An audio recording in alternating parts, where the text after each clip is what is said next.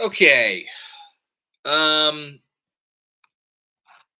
the Knicks season ended tonight. We're going to talk about it. We're going to talk about the effort that they came out with. I don't think we need to talk about the fake comeback. I'm sure we'll talk a lot of trade stuff. We're going to go over a lot tonight. The first thing that I do want to address, though, is RJ Barrett just went down with an injury in the last, or with a apparent ankle injury. Seems like he's going to be fine. He hopped up, replay, didn't look that bad. I obviously have, I guess at this point, attained something of a reputation as someone who defends Tom Thibodeau to the tilt. There is absolutely no reason whatsoever, no reason, zero reason for RJ Barrett to be in the game in that scenario. There's no excuse for it for a number of reasons. First one being, as Fred Katz tweeted out, RJ Barrett's coming off. This is his third game in 4 nights. Played 50 minutes on Saturday, 43 minutes yesterday. And obviously, it goes without saying, this game was over. And he's still in on a night that he played 35 minutes. Why? Tibbs, it's part of his thing. Play to the buzzer. You could always learn. If you're losing, you're learning. Blah, blah, blah. This, that, and the other thing. Zero reason for it. Zero reason. It's inexcusable. And it's the type of thing that you do that and your player goes down, especially, and your reputation precedes you. And this is the stuff of Tibbs in the past that, no one could defend him tonight. I'm not going to defend him. Say whatever you want.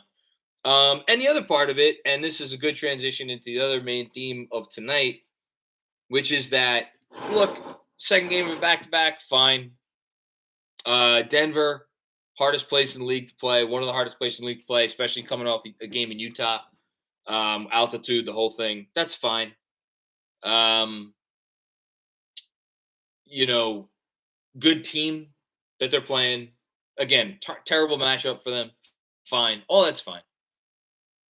The Knicks came out tonight, and not that there should have been any doubt about it, but in case there was any doubt about whether or not this team deserved any further investment or belief or anything from the front office, absolutely none. Absolutely none. They made it very clear that this season is over. They're yeah, you want to tell me they came out after halftime and they put forth a little bit of effort, the whole thing. Fine. Whatever. I don't really care. They came out like a team that was like, all right, we're going to go out there and we're going to try to hit some shots. And they did hit some shots for a while. But from the opening tip, there was no, this was not an effort of a team who cared about winning this basketball game. What does it mean? Probably nothing. Probably nothing, because I'm sure this I would guess, I would hope, I think that this front office was already pretty settled on the fact that, season's a dud. They tried to run it back with some upgrades without compromising the long term, essentially trying to have their cake and eat it too. Now they have no cake. They did not eat, and they have no cake. So that is that. Again, not that this game needed to be confirmation of that. Although, again, I kind of said it a few times tonight on the playback and then the Zoom. I thought they came out with really nice efforts for the most part against Memphis, against LA, and against who the hell did they play last night? Utah. And this was just like, all right, we gave it our best shot. We're done. Yeah. So it'll be very interesting to see what they'll be able to pull off in the coming days. I don't think they're going to be able to pull off much.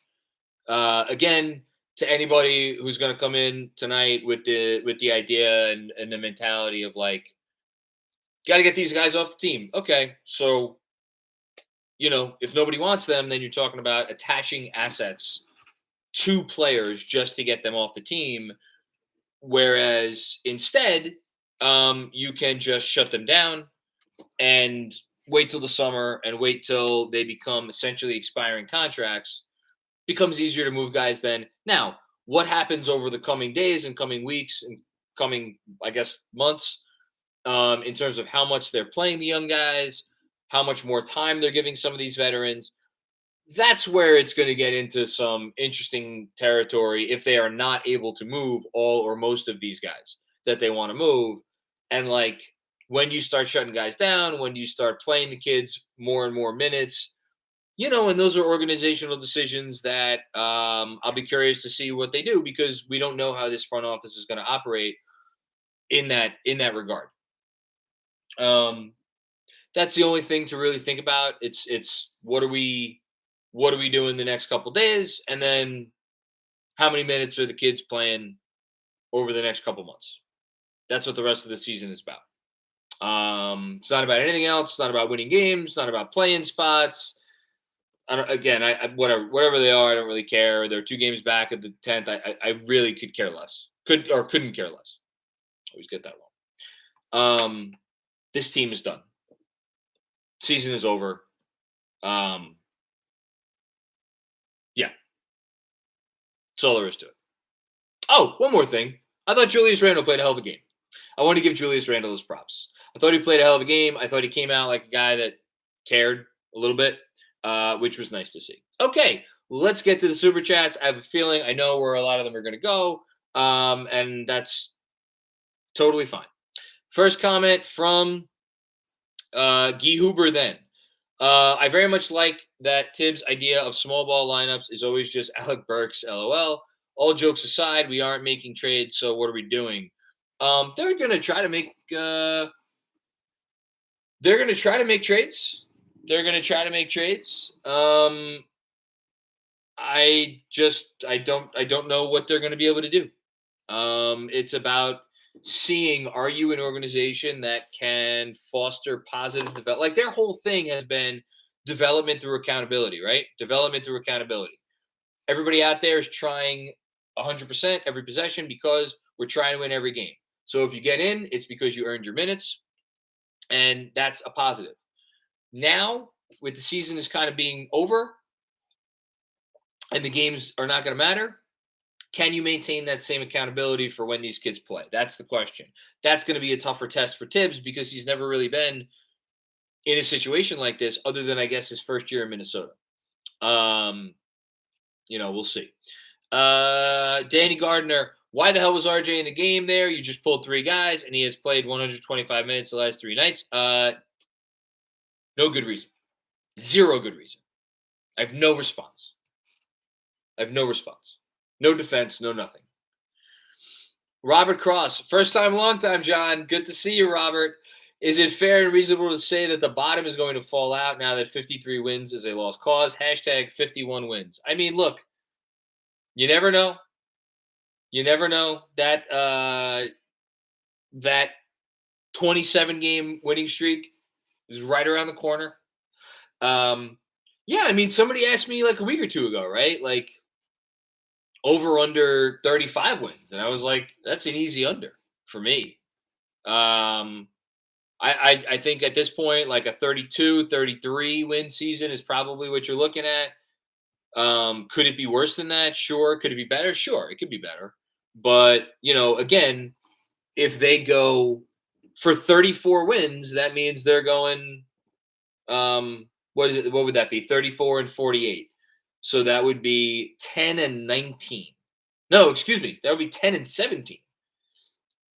Are we sure this team could go 10 and 17? I don't know about that. Yeah, but that's what I'm looking at. God bless the ping pong balls. Chad Cohen, good game from Julius tonight, all things considered, but let's pray RJ's fine. Indeed, I think he looked okay. I love Tibbs, but why leave him in if taking out the others? No reason. No reason for it. RJ Barrett's your future. RJ Barrett's your best player. You don't do that.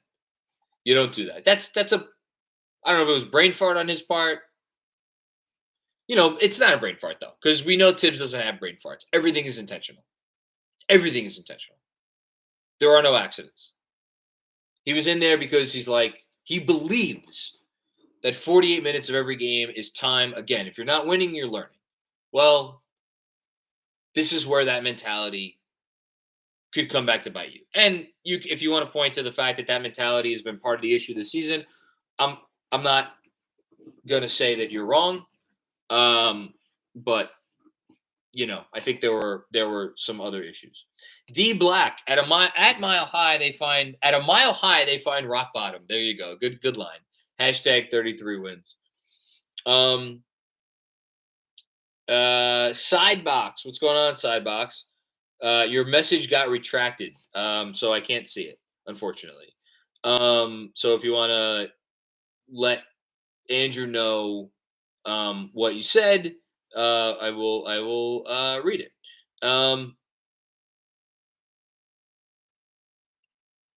Okay. Lucas, what's going on, Lucas? Macri, another Aussie fan here. Love the show, long-time listener, first time catching you live. Hi. Thank you for joining. I hope I wish it was a better circumstance. Kemba stinks. RJ is the future. Go Knicks. Yeah, so a word on Kemba Walker. I never want to see Kemba Walker play another minute for this basketball team ever again for as long as I live. And I say that in full knowledge that much of Kemba Walker's struggles this season are not necessarily Kemba Walker's fault. Kemba Walker is used to playing a certain style. That style, I don't know if that style in the way he wanted to play it was ever going to be a reality here, given the makeup of the team and given his health. But for as much as we could praise Julius for a good game tonight, Julius was also very resistant to adjusting and making it easier for Kemba to play how he wanted to play. But by the same token, Kemba was resistant to doing the things that made it more feasible for him to, be more of a lesser guy on the totem pole. It's everybody's at fault. Front office, coach, players, everybody. It hasn't worked. I understand why they did it. If a guy like Kemba Walker becomes available, you sign him. In the situation the Knicks were in, you sign him. It has not worked. So here we are. Let's move on. You want to shut him down for the rest of the season? Shut him down for the rest of the season. If you can't find a trade partner, that's fine. I just don't want to see him play basketball for this team again. Slacker Hero. RJ last 4 games, 38, 49, 42, and now 35 minutes. Now possibly hurt. Completely inexcusable the way Tibbs pushes these guys to the limit. Again, I'm not going to disagree with you. I'll defend the minutes in the other games because they needed him. Tonight, no reason to be in there. No reason any of the starters should have been back in there. I don't really give a shit about the fake comeback, whatever it got down to. 14 points or just no. Come on. Just no. Worse. I mean, you could argue that it'd be worse if Julius gets hurt because he's in a 4-year, $117 million extension. Shit. Michael Mirando. Worst officiated game of the season. Also, what did Deuce do that he's permanently cemented on the bench? Yeah, that came up at halftime. A couple people were like, if Tibbs doesn't put Deuce in to play prominent minutes in the second half, that's a final straw. I was like, look, Kemba's going to start the half because he's it's the eve of the trade deadline. They're not going to, you bench him at halftime. It's basically you could start him out of the halftime. I would have liked to see Deuce more. I really am going to be very curious to see how many minutes he gets over the course of the rest of the season. I'm happy to trust the organization in that they feel good development has been going on with whatever they've been doing with Deuce, sending him to the G League, practice, this, that, and the other thing. He practices hard according to Tibbs. But at this point, whether it's last 25 games, last 20 games, last 15, hopefully it's more than that. I'd be fine if they started him coming out of out in Golden State. I wouldn't mind that at all. See what the kids got. See what the kids got. As far as the officiating, I don't, yeah, it was poorly officiated, but like, come on, show some effort. Ryan Huang, Commander Macri, is that you? We need you to drive this tank. It's full of veterans on their way to get souped. I love that we're using soup as a verb. Hurry, Kemba and Noel are expiring. I mean, again, the Knicks have the fourth hardest schedule. Maybe now it went down to like the fifth hardest schedule in the league. Oh, by the way, Tibbs says he doesn't have an update on the Barrett injury. Other than that, it's an ankle. Tibbs on why he brought Barrett back into the game. He sat most of the fourth. We got it down to 13, and we wanted to see if we could make a run. Okay, great. There was how many seconds left in the game at that point? It's not an excuse. It's not an excuse. It's not an excuse. Or if it is an excuse, it's not one that I care to hear.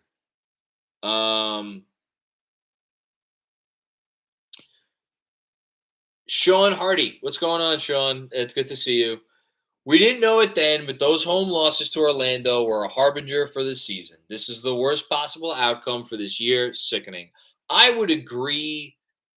Well, no, I'm not going to agree. Like, if you range all the outcomes from like 1 to 10, this is probably in like the 2 to 4 range, and I put it a little higher than 0 because RJ, I do think, like, here's the worst outcome.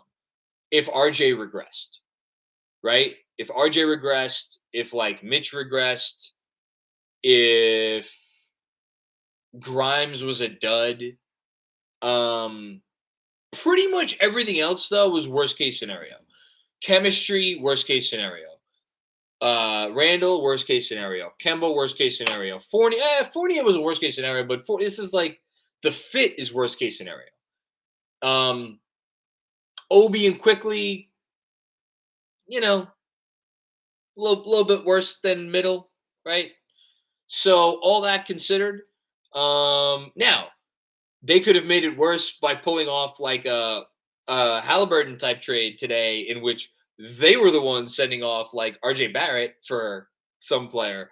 That would have also been worst case scenario. Again, are we grading against like a normal NBA team, or are we grading against Knicks teams past? That's probably the difference between like a 2 and a 4 or a 3 and a 5. Whatever it is, it's not good. All the good vibes from last year are gone. What can this front office do in the next 24 hours, and what can this team do in the next 20, however many games they have left to try to rescue this and get some of those good vibes back? I believe they can do it, but let's see what they could do. Dan Hidalgo. Learning that this was an under 500 team was surprising. Being borderline unwatchable, not something I saw coming. Hoping Tibbs isn't losing the locker room. Listen, again, I think there are different gradients of like why, or different reasons for like why. Like, to me, tonight was basically like a group of guys that it was up to them to prove to the front office. This was more, to me, this was more about like proving to the front office, like, hey, we still believe in each other to the point that we want to give it one last go at this thing, as opposed to we've tuned out the coach. I could be wrong on that. I think, again, the last 20 some odd games are going to tell us a lot about where this team is with this coach. And I think it's going to be interesting because at this point where the season is at, I don't think that there's any excuse for anything less than maximum effort for here on in. Because if we are watching guys over these last 20 something games give less than max effort, then those guys should not be playing, which falls on the coach. If the guys that are playing do not give max effort and they are the guys that theoretically should be playing, that also falls on the coach. You got to get you guys to play hard. down the stretch of a season like this. I don't think he's lost the locker room. We'll see. In terms of them being unwatchable, they lost their ethos as a team with the personality issues and the locker room issues and the moves they made. It's unfortunate but true. 27 games left, by the way.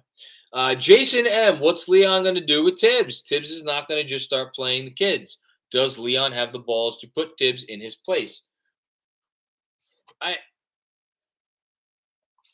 don't know if I would say Tibbs is not going to play the kids. I think Tibbs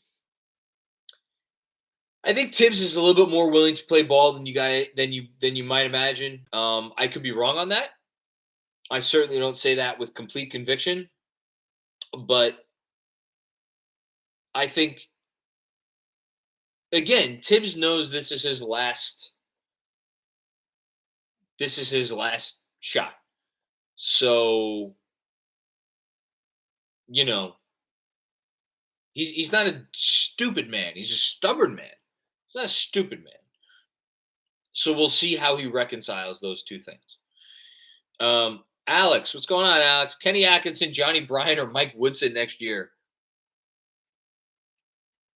The question should be self-explanatory. Tibbs is trying to get himself fired at this point. I mean, look, I obviously don't agree with that. I still think Tibbs could be the coach of this team. To answer your question, though, Johnny Bryant will be the next coach of this team. I do not think that will happen next year. Again, guys, well, whatever. Tonight's not the night to mount a Tibbs defense, but it is what it is.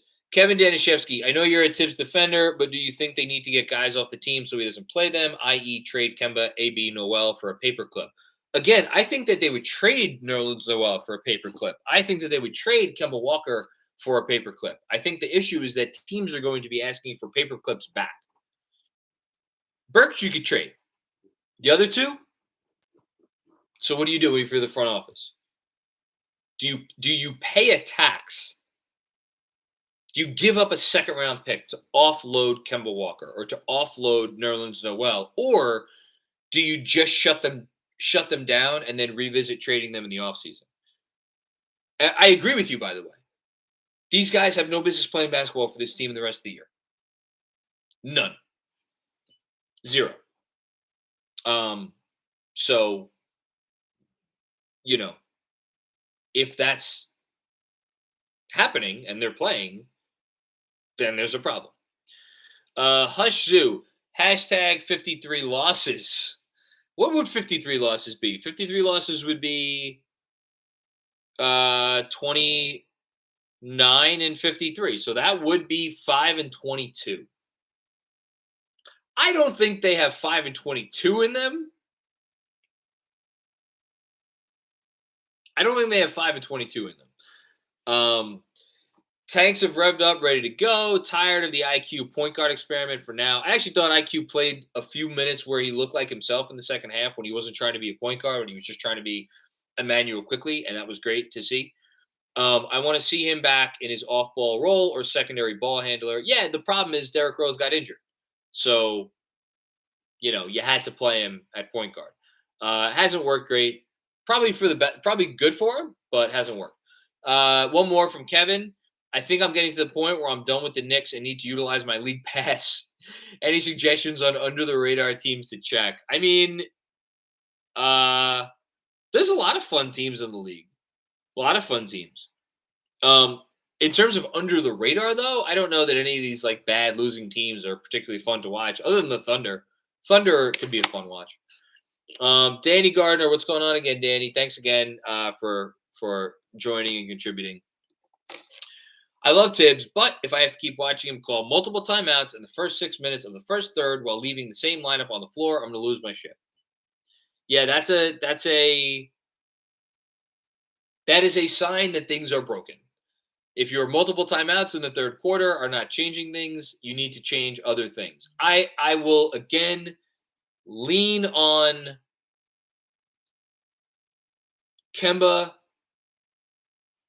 Just such a weird season. Tibbs showed his cards, moved Kemba from the rotation, brought him back when he had no other choice because he had no other players. Kemba played extremely well up until he got hurt. He was hurt. He was out. And by the time he came back, it was about 10 games left until the trade deadline. And at that point, it's like, all right, let's give it the best shot. Did Tibbs really want to? Was it partially the front office? I can't answer those questions, but let us judge from now moving forward. No reason to continue moving forward with this experiment. And that's, who's the other sub we want to see? It's not Randall. It's not RJ. Fournier is a little bit tougher. I don't think you could just kind of completely abandon Fournier at this point, especially since Fournier has been a big issue. I was obviously beyond frustrated with him last night, but he's a guy that hits shots usually, and they need that. So I don't know. And then, the center usually has been fine. Hannibal Miles. So Jules played well and the Knicks are still struggling. Will this fall on Tibbs? Are we going to see another Larry Brown situation? Larry Brown situation was very different from what's going on here. Again, this was a collective non-compete on the defensive end.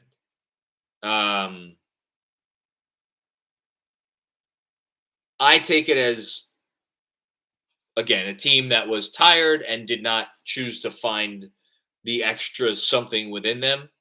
I don't this loss falls on everybody. Moving forward, we'll see.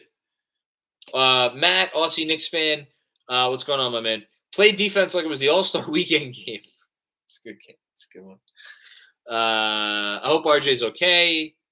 Keen for the KFS streams prior to the trade deadline. Keep up the great work. Thank you, Matt. We appreciate it. We always appreciate you in here, chiming in, contributing, as we do with everybody. Yeah, we're excited so we're going to do tomorrow. The stream is for 7 o'clock. And then we'll do live for the trade deadline at 2 p.m. on Thursday. So I hope everybody joins us for that. I hope we have something good to talk about. Side box. Can the fire Tibbs crowd eject themselves into space? What sane fans want to eat through yet another coach? It's personnel, plain and simple. Again, this was not Tibbs' best night. You could argue this was his worst night of the season at least, but I will maintain, again, first of all, you don't fire a coach in the middle of the season. Let's get that out of the way. You assess the season on its face after 82 games. And you look at things big picture and you see, okay, where are we at? Many jobs that a head coach has. I have no interest in trying to figure out if another coach, not yet at least, can get to the team to the place where Tibbs has gotten them, acknowledging his imperfections, as I did in this weekend's podcast. He's a known commodity. And for this season, for this team right now, I feel like that is still valuable, even as the season has gone off the rails. But again,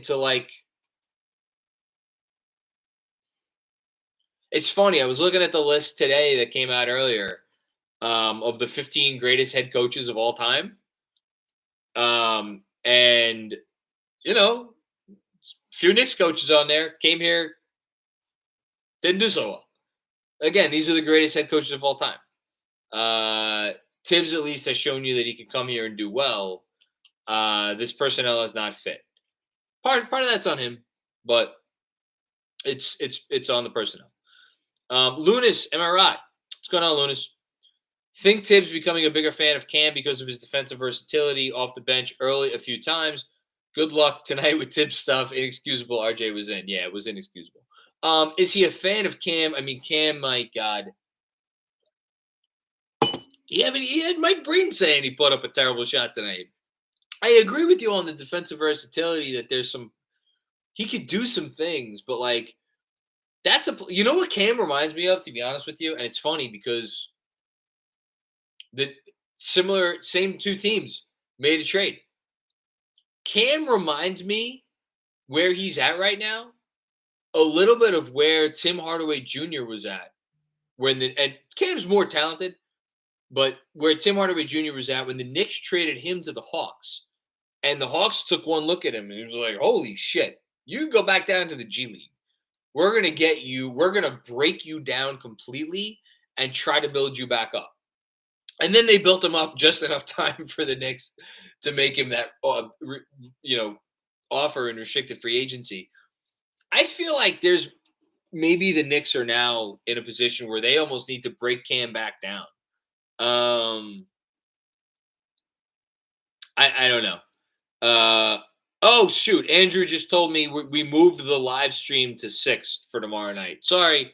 Tomorrow night, 6 o'clock, not 7 o'clock. My bad. Okay. Jason, hey, what's going on, Jason? Julius has quietly put on a great 3-game run over this road trip. I completely agree. What's the ceiling on a Burks trade return? He's struggling, playing the most amount of minutes in 9 years and out of position. He is, but I do think that another team can look at this and say that there's still a guy that can help us. Here's the problem.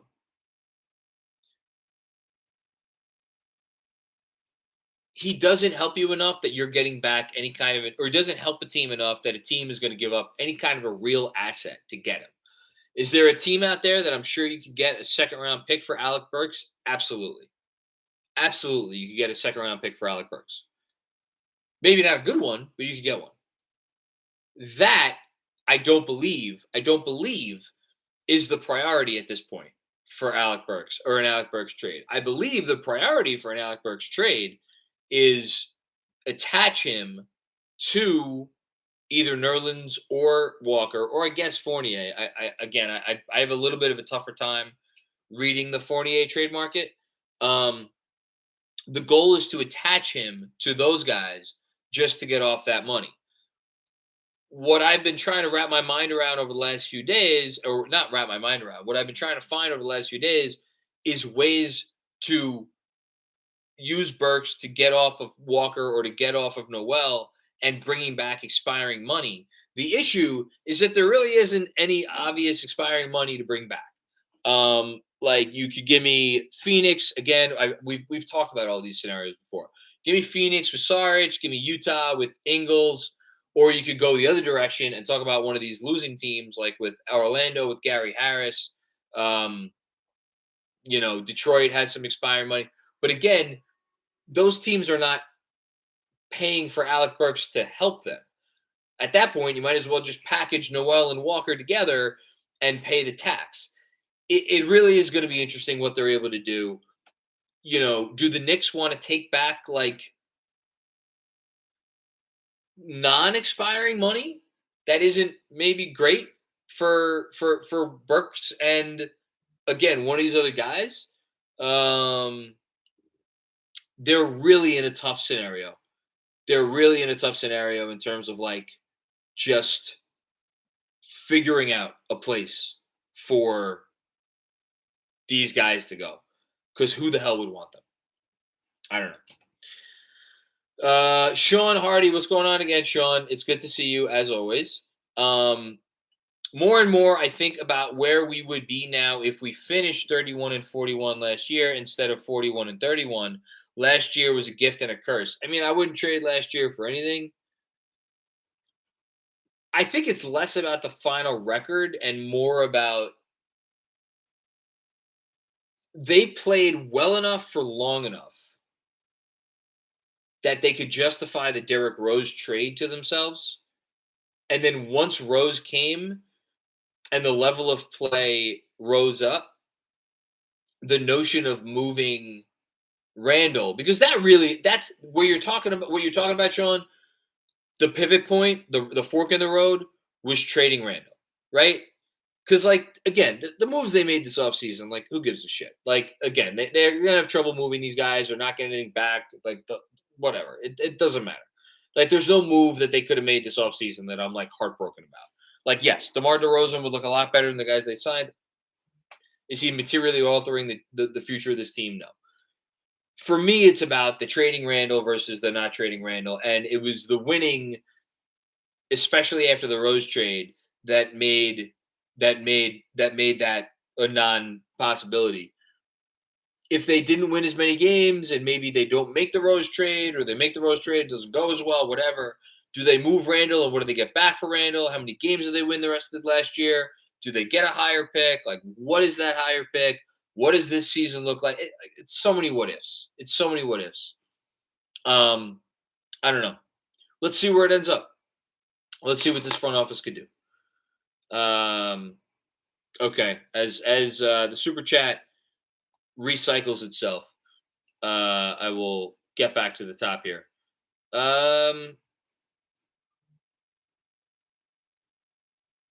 Thank you, by the way, everybody in here. Terrible game. Okay. I'm picking it up with Brian Benjamin. Andrew, if there is someone's comment before Brian, let me know. Tibbs left Rose in during the game, which was in the bag, and that injury affected his career. Tibbs is one avoidable ACL injury away from never being a head coach again. He's lucky it was only minor. I mean, I don't even think, like, again, this is his last shot. He's never getting another another shot to coach an NBA team. I mean, again, maybe he goes and he's an assistant somewhere and he takes over as intern. Like, if he gets fired from this job, that's it. That's and I don't even know if I see Tibbs as an assistant anywhere. You know? We'll see. Stevens Guillaume. Denver takes us behind the woodshed every time we meet. Yes. Terrible matchup for us. Yes. Nothing else to say. Yeah, it is a terrible. But again, 83 points in the first half is 83 points in the first half. I think Vork tweeted it out. It's the second most points the Knicks have given up in a first half, like, ever. You know, it's effort. It's effort. It's effort. Okay. Jessica, what's going on, Jessica? It's great to see you on the playback and on the halftime tonight. Putting RJ back in was the worst. Yes. I love that kid, and Tibbs is wrong putting him back, and any starters back in. Completely agree. On playback tonight, you were right. Things have seemed off since the season started. I mean, I don't know. I'm going to write a thing for tomorrow's newsletter that is not going to be a traditional newsletter.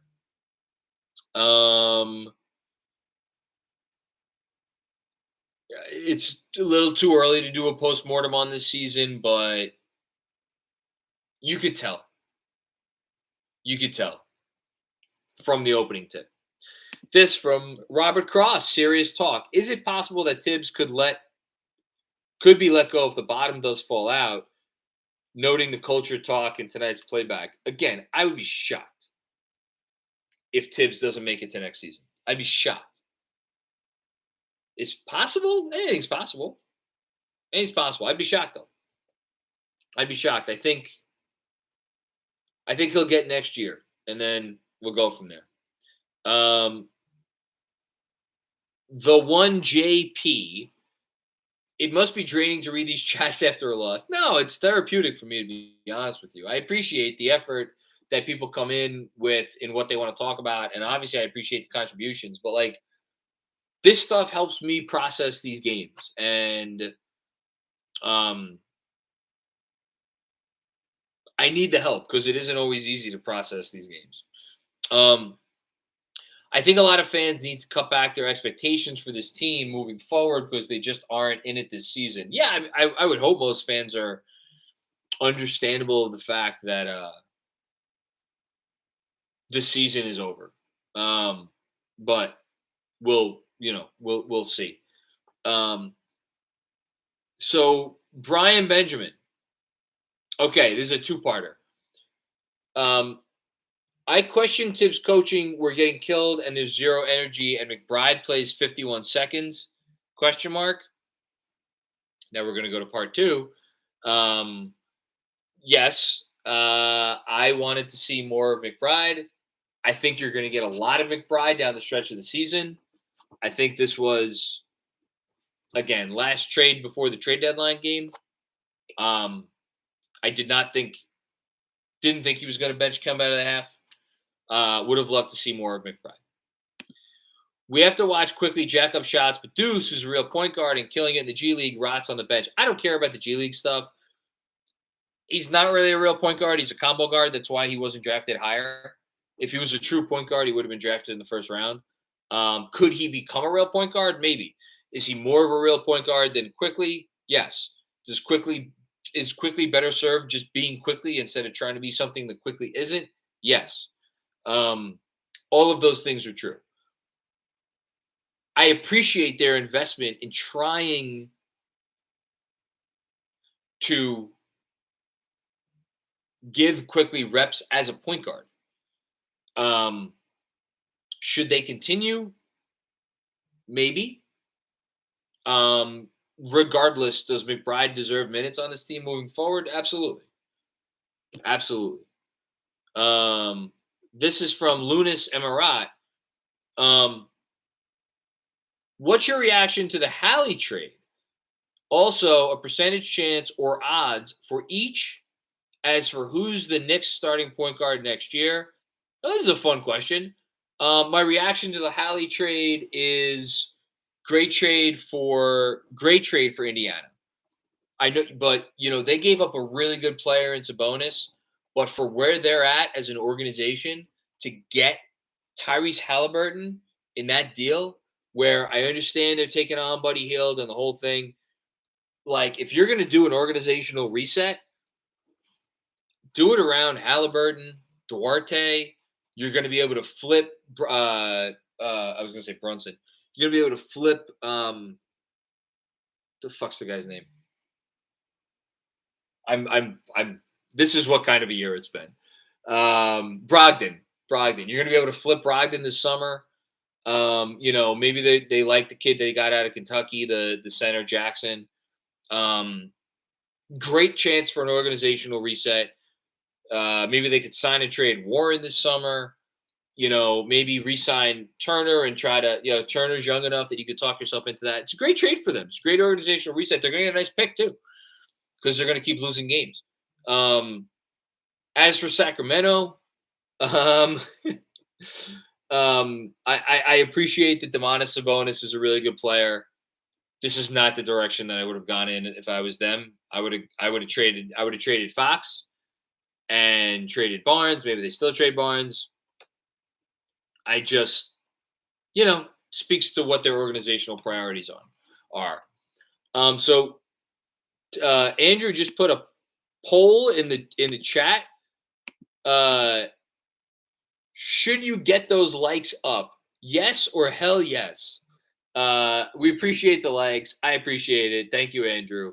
I should really ask for more likes throughout this. I just am more concerned with, I don't know, this friggin' team. Okay. In terms of, wait a minute. Andrew, can you put the pinned comment about which of the 4 point guards back up? Because I think that was a really good question. I want to finish answering that question. Get that back up. I'll continue to. Where the hell am I here? Okay. Why is my chat's being not very nice? I have to get rid of this poll because it's like I can't scroll up. Sorry, Andrew. Okay. This from Jessica. On a positive note, Lunas, we're gonna get back to your question once Andrew pins it again. On a positive note, Sims had a great game. Randall played a good game. I don't expect to see any trades before the deadline, but I hope I'm wrong. I expect to see a trade. I just wonder, is it going to be Burks for like a second, or is it going to be Burks and someone for what? That's where I'm at. I don't expect to see Randall traded before the deadline. I agree Randall had a very nice game, and I loved what we saw from Sims tonight. Okay, back to Lunas's question. Who's the Knicks starting point guard next year? The choices are Brunson, Fox, Sexton, Rose, or other.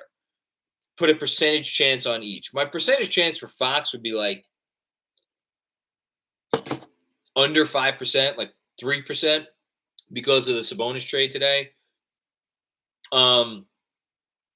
Sexton,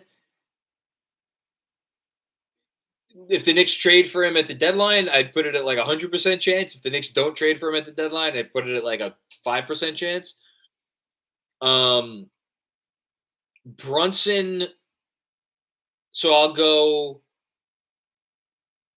I don't think they're going to start the season with Rose. I think they would sooner start the season with like Quickly or Deuce or something, or a draft pick as the starter and bring Rose off the bench. So I'll give Brunson like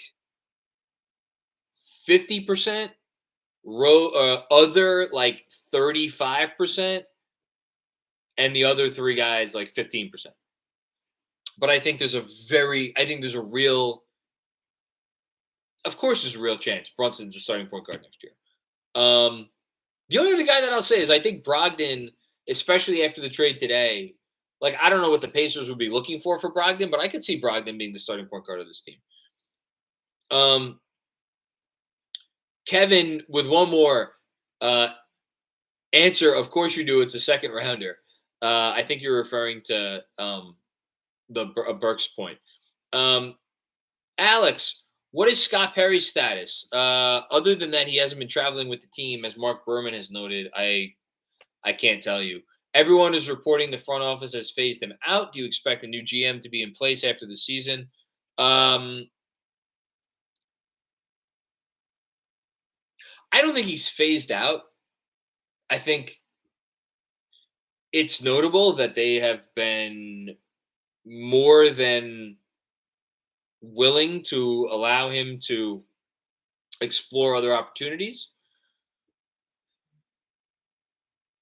I don't think like his voice has fallen out of favor. I personally don't think his voice ever really carried a ton of weight since Leon came on. I think he was a voice.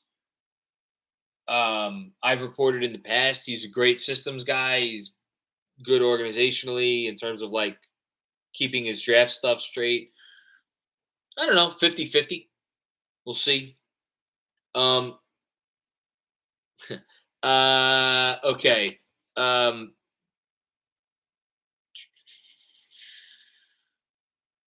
Okay. Kevin Danishevsky with one more. Just want to reiterate that we missed Quentin Grimes. We did miss Quentin Grimes. Missed him last night, missed him tonight. I really want to see him and Deuce play meaningful minutes down the stretch. That defensive backcourt, man. Yeah, 100%. I would love to see them. I would love to see a lot of minutes with Deuce, Quickly, and Grimes together. I love the three of them defensively. Maybe with RJ as a small ball 4. That'd be fun. I'm all for that. JD, you might be able to get Sexton's restricted free agency rights for Burks and the Mavs pick. I don't know, just thinking outside the box here since options are slim. I think I would be a little surprised if the Cavs did that move.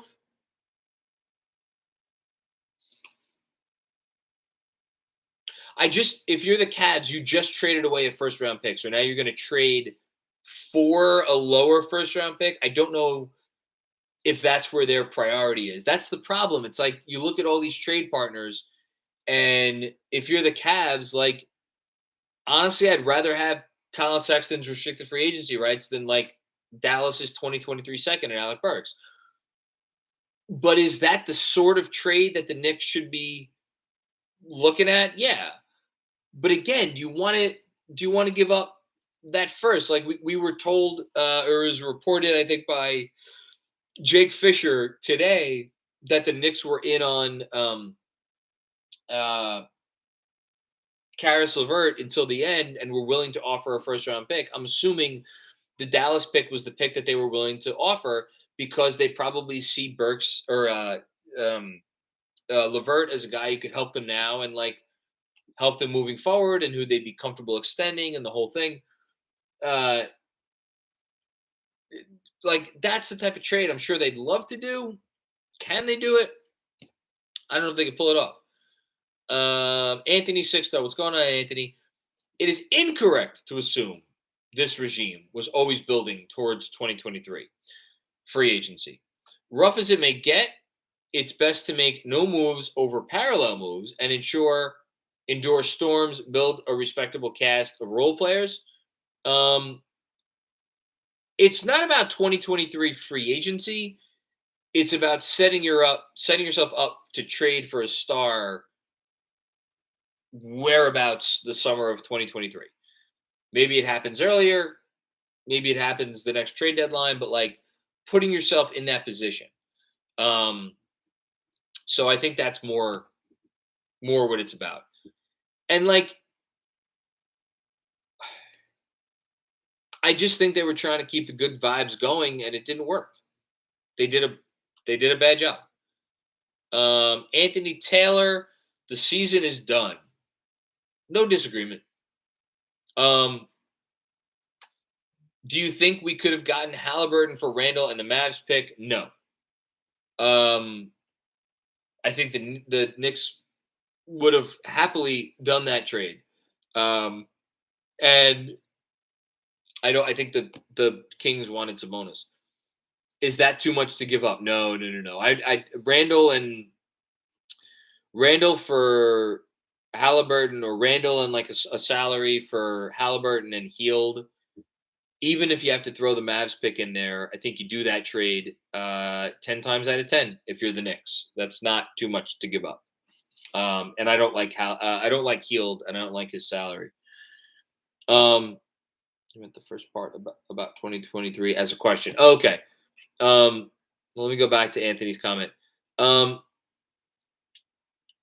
Yeah, so just going back to Anthony's comment, what would have been the better move? I think the right move was to try to keep the good vibes without compromising future flexibility. I think they tried to do that. I think they failed. I don't necessarily think the better move would have been to just pivot right to like a tank off of last season. Like that never made any sense to me. Okay. I think that's no, we got a couple more. Sorry, I missed a few. Okay. One that I'm going to like reading. Shout out to Theo Pinson. This comment from Michael Mirando. Kemba for Theo Pinson. Go. Yeah, I would love that. Unfortunately, I don't think the Mavs want to trade Theo Pinson for Kemba Walker right now. And then Jason M. If the season is over, then why not trade Derrick Rose? I brought it up a week or two ago in the newsletter. I mean,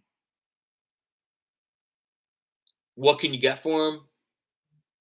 Is it worth it to trade Derrick Rose for a second-round pick? I don't know about that. I think Derrick Rose has a lot of value on a number of fronts. He makes your young players better, makes your locker room better. I think he's just a helpful guy to have around. By the way, Julius Randle, when asked about Tom Thibodeau playing starters a bunch of minutes, says he's happy to play 48 minutes if that's what his coach wants. I got Tibbs back 100%, he adds. Okay, that's good. All righty, that is it. Thank you, everybody. These are late nights, and these are, quite frankly, just annoying nights with how the team performed, with how the season has gone, with just a lot of the stuff swirling around. I appreciate you being here. We all appreciate you being here. And again, thank you to everybody who contributed, chimed in, chat, the whole thing. Don't forget, check us out tomorrow, live stream, 6 p.m., me and Jeremy, talking, hopefully, rumors, trades, whatever, and then live 2 o'clock on Thursday.